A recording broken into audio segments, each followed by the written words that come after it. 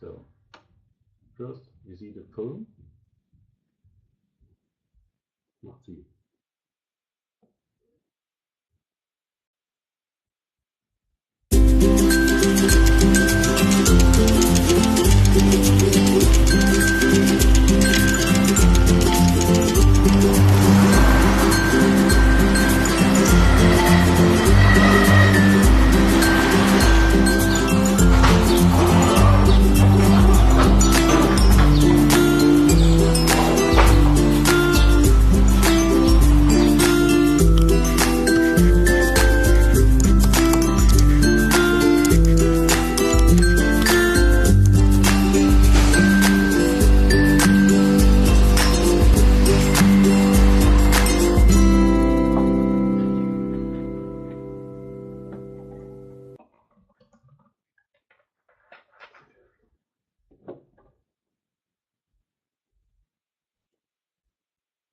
So, the German-US network is a network of young and senior professionals who are interested in shaping the city of tomorrow. This network facilitates the exchange of ideas and innovations as well as the access to expert knowledge in markets in Germany and the USA. The members pursue exchange in this network because they want to provide solutions for sustainable and better living in the city of tomorrow. The webinar will be presented by Kersten and Ingo.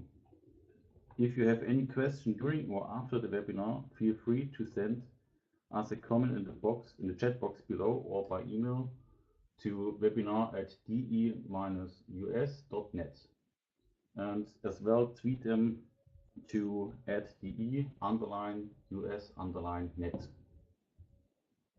Well, let's move.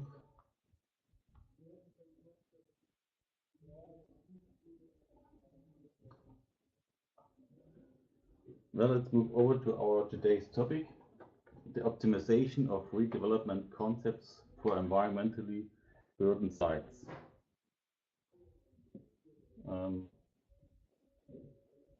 It describes the method for polluted, unused property to reintegrate in the circulation of land development for housing and transportation. Now I hand over to Ingo Quaas. Yeah, welcome.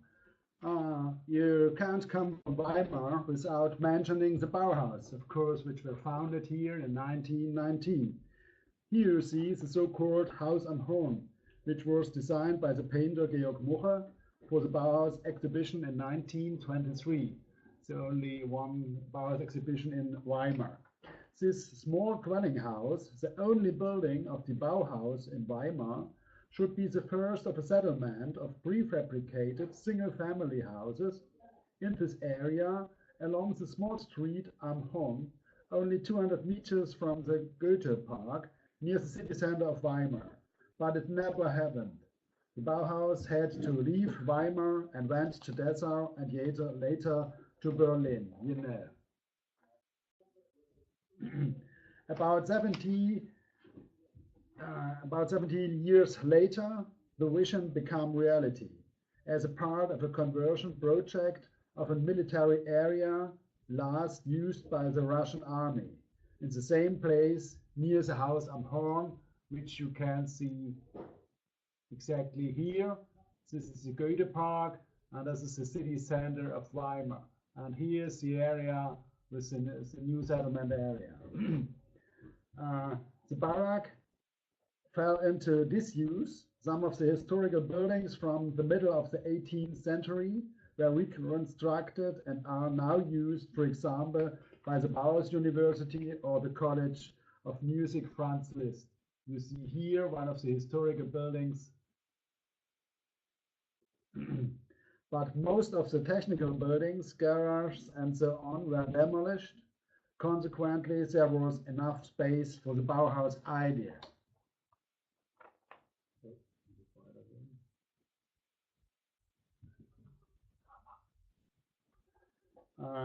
An urban design competition has held and a rigorous development plan was passed.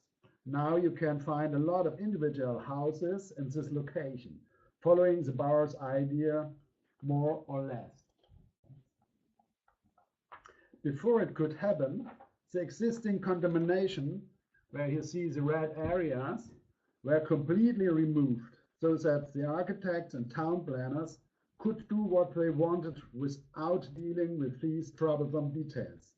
This is not the idea of optirisk, but it's the usual way of revitalizing contaminated wasteland under condition of economical interests and of high demand and development areas. So you refinance the cleanup costs and earn profit over. Okay, thank you, Ingo. But what is about all the environmentally burned sites in freaking cities and villages in rural areas without economic growth, or without such a prominent interest like Amhorn and Weimar? What is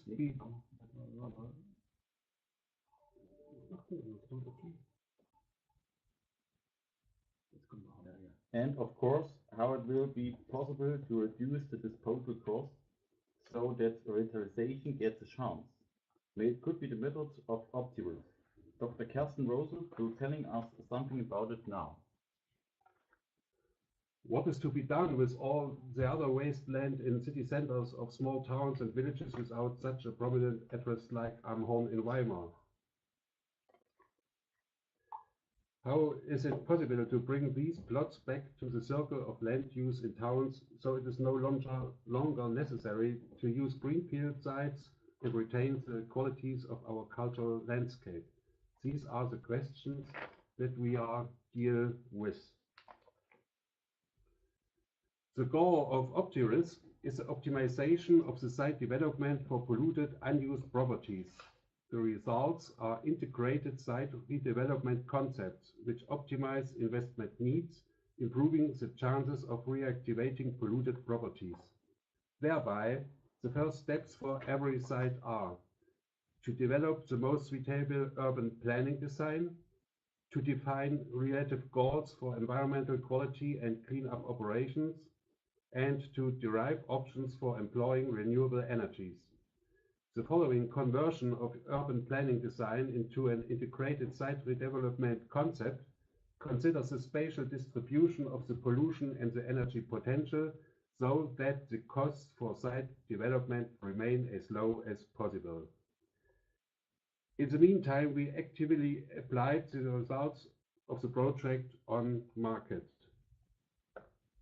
Okay, one of the most important focus at first of the optirisk method is multidisciplinarity.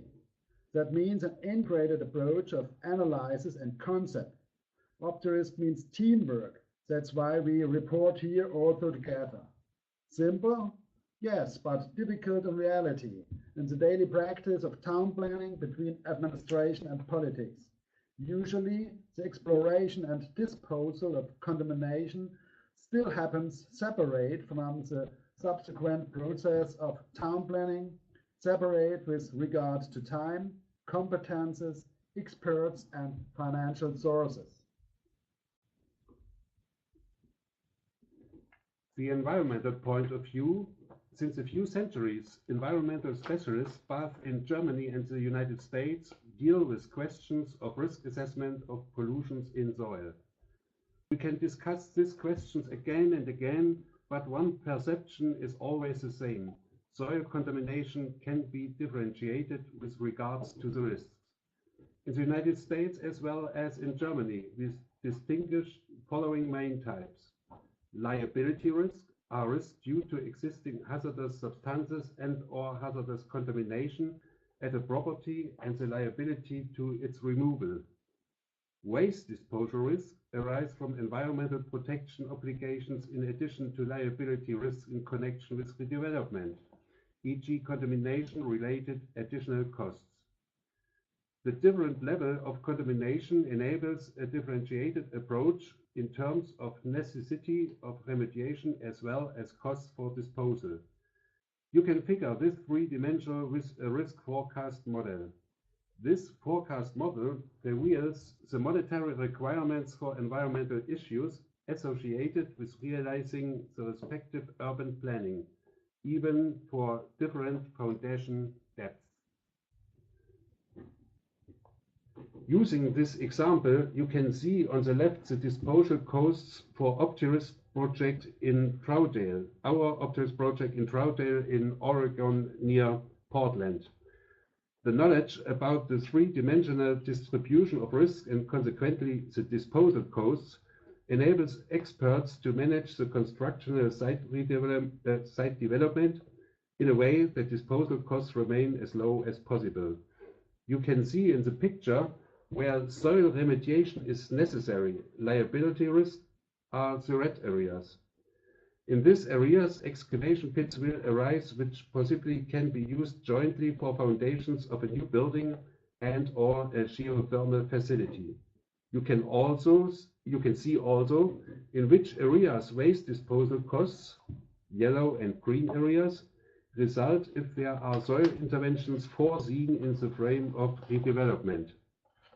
You can manage your project in a way that such interventions remain very low. However, the modified concept has to meet the urban planning requirements. This consideration process absolutely requires the cooperation of environmental experts and urban planners. How? We. This task is content of optirisk.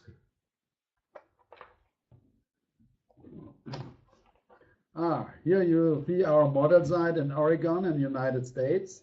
It was a former site of a municipal wastewater treatment plant and an animal rendering facility. It's located near the inner city of a small town called Troutdale in the near Portland in Oregon, nearby Sandy River.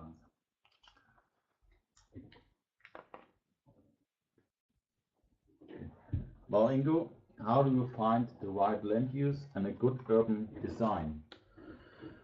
One possibility is a design competition, for example. In this solution, you already have to know the future use of the wastelands. And in a competition, you receive a lot of different solutions for the same function.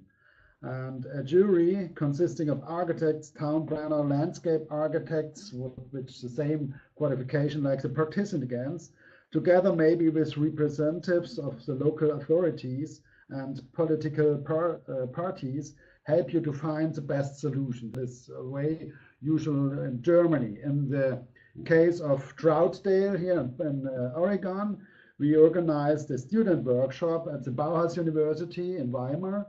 And so we generated 19 impromptu designs. That mean 19 different urban designs for the redevelopment of this brownfield. And after the brief election, together with the local authorities, there remain still 3 alternatives plus 1. It was the existing redevelopment concept in the short list. And then we use here, because it's not a competition, we use a ranking system which help you to find the favorite by a more formal or to say it numeral way, like by the decision of a jury at the end of an urban design competition. And so one product of our optirisk research process is the so-called urban design evaluation matrix.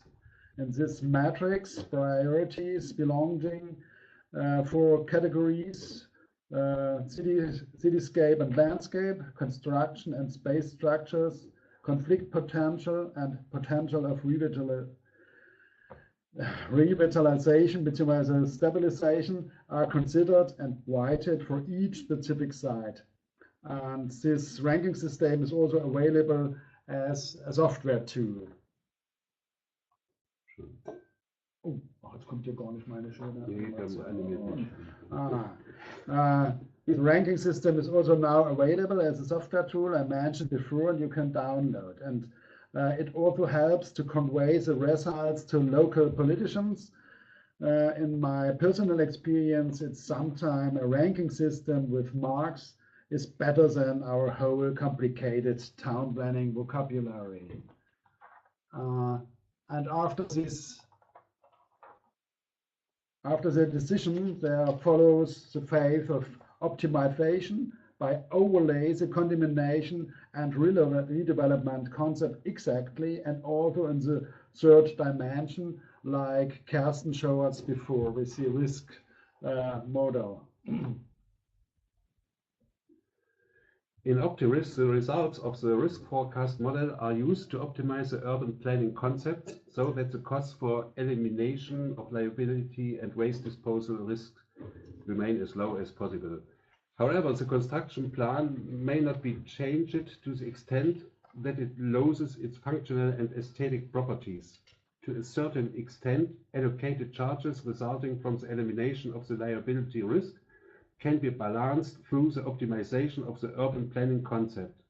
However, this presupposes the consideration of problems caused by old pollution during the preliminary phases of the city development and planning processes. The integrated site redevelopment concept developed on the basis allows for an optimization of the investment needs, improving the chances of reactivating polluted properties. The picture illustrates cost-saving potentials which can be achieved through implementation of different optimization strategies. For example, costs for removal of liability risk can be reduced by using of excavation pits resulting from removal of hazardous soil contamination, liability risk, for a new construction in one go.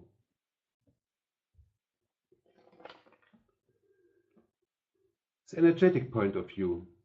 Due to limitation of fossil fuels and climate change, questions of decentralized energy supply and application of renewable energies come to light.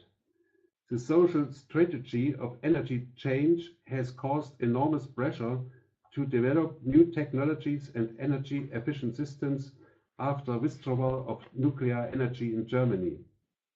Some cities and municipalities are already self-sufficient with renewable energies today. The consideration of energy potentials at brownfields leads to increasing in value in the frame of revitalization. The increasing interest of sites for renewable energy generation leads to competition of areas. Consequently, the remediation of environmental burdened sites can be understood as chance and as a part of value production series. I assume that site-specific energy potentials will influence the market value of properties in the future.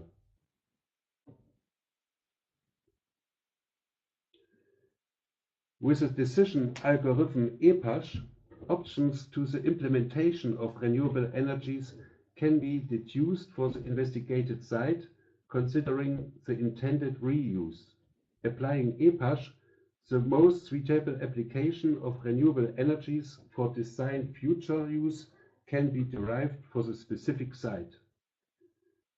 The software tool enables an energy potential analysis of site development concepts for brownfields in relation to the site-specific heat requirement.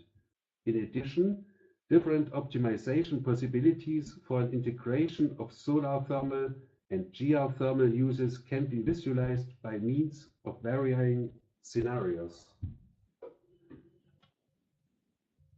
We are interested in further development of such tools like EPASH.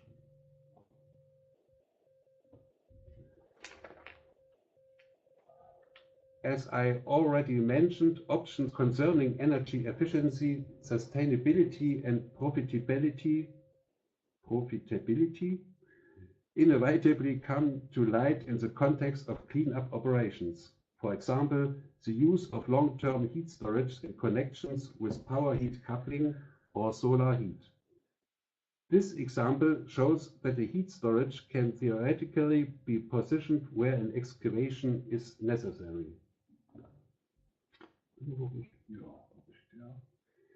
A basic condition for the application of optirisk is its detailed assessment and documentation of all site-specific data. Mostly, this also contains a detailed creation of maps about site conditions. For inquiry of required data, we have developed a registration sheet that is also available for download. For illustration and processing, we use GIS software. We call the map collection Site Atlas. All data about status quo, geology, hydrogeology, ecology, inventory, urban planning aspects, etc. are summarized in GIS. The combination of issues relevant for optimization offers the possibility of implication of integrated site development concepts. At the model sites that were processed with optirisk in Germany, clearly reductions of remediation costs could be reached by application of different optimization strategies.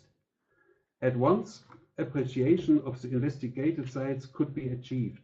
The table illustrates the amount of achieved optimization in $1,000 and in percent of the original concept, as well as in percent of the property value. Okay, thank you, Kersten. In this year, the method of optirisk was applied to examine the redevelopment of a burned site in Erfurt. Therefore, the site was determined into 12 clusters of contamination, and the costs of the revitalization were divided in a color scale: green for low costs and red for high costs, as you can see on the picture. With that knowledge, two different concepts were created, one with considering the contamination, which is the right one, with two more alternative concepts, and the other one without, which is the left one. And in the overlay, you can see the cost of revitalization for both concepts, which are much different. Considering the contamination of the burdened site will reduce the cost over 1.3 million euros with the method of optirisk.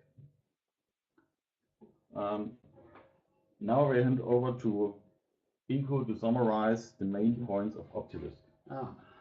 Thank you. What you see in the background, it was an old industrial area in the heart of a small town in Thuringia. Here lies the largest cadmium contamination of the world. And now you can see what happened. An urban design competition was carried out.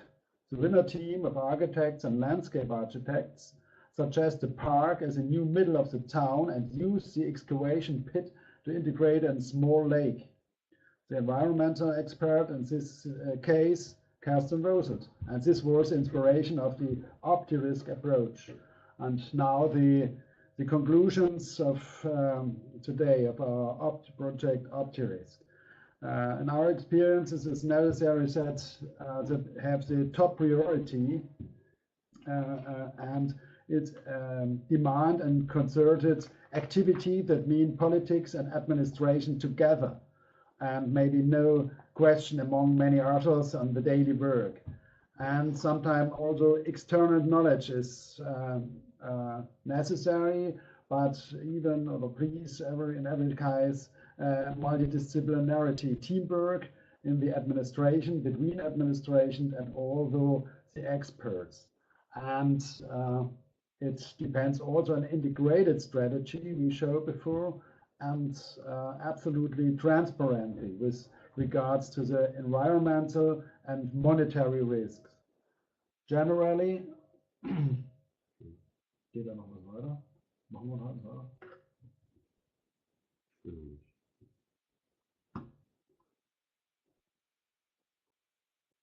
Wait a moment, please. Ja. Gibt es noch eine weitere Folie? Generally, we face a revitalization of burned sites requires lateral thinking, a long breath, and financial report. What you can see here, it's our guide. It's our optirisk guide for municipalities and planners. All these documents you find also at our homepage www.optirisk.de. Okay, and in this guide, the guide will give you an overview about the steps from inventory analysis, conceptual work, up and optimization up to an integrated redevelopment concept with a lot of examples. For instance, also the model site in Troutdale. Okay, thank you for listening. And now we answer to your question.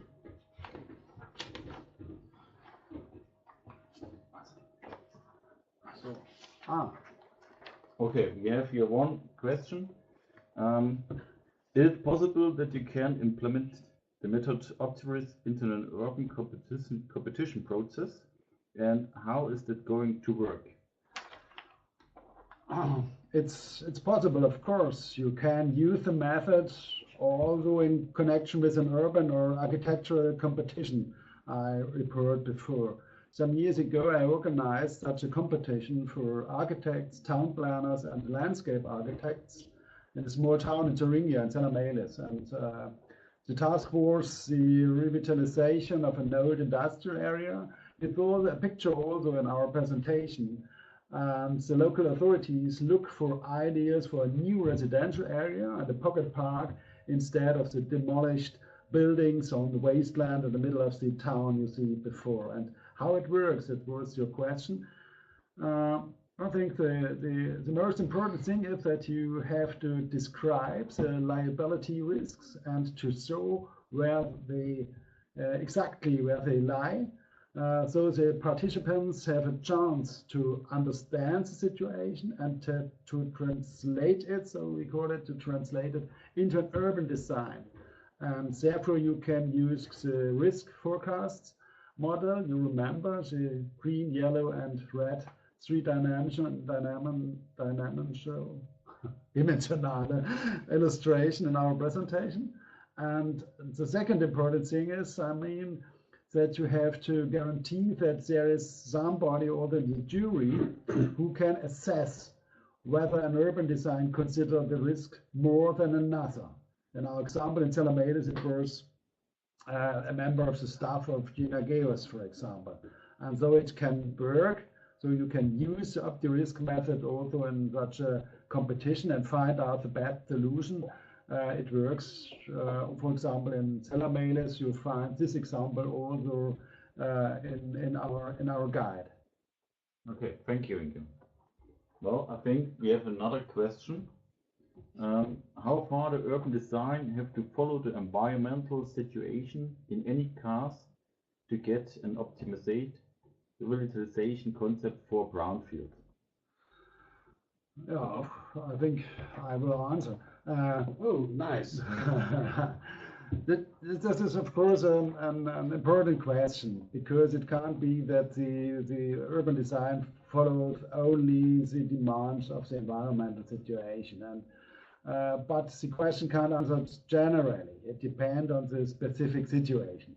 Fact is, when you consider the environmental situation or the liability risks, like Kersten Roselt's report, from the very first, you can reduce the revitalization costs.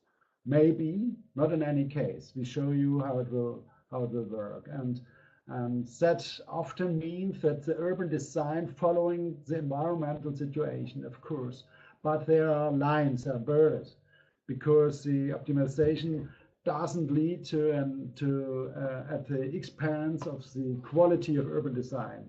Sometimes it can be more essential to achieve an optimum of urban quality, of architectural quality. Even the costs of revitalization are not as low it can be. It depends also on the level of demand, respectively on the economic situation generally. We show you the example of Weimar. So you can use another way maybe for revitalization, as, for example, in Troutdale or in Salamelis. And so it depends on the specific situation. And yes. Okay, thank you, Ingo. Yeah, there are no more questions, I think. You wait a second.